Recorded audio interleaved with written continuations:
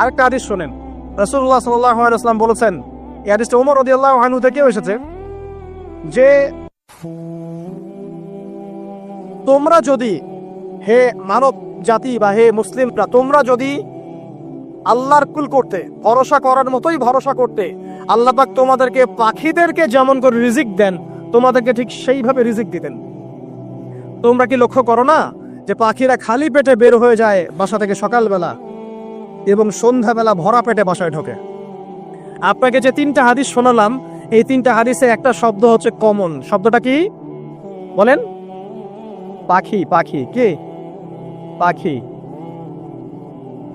আল্লাহ রাব্বুল আলামিন পাখিদের কাছ থেকে আমাদেরকে শিখতে বলছেন, এবং বলছেন যে পাখিদের মনটা হয় খুব নরম, খুব সফট, এবং তারা আল্লাহর প্রতি তাওয়াক্কুল করে পূর্ণ মাত্রায়। তারা সকালবেলা ভোরবেলা বের হয়ে যায় এবং সন্ধ্যাবেলা বাসায়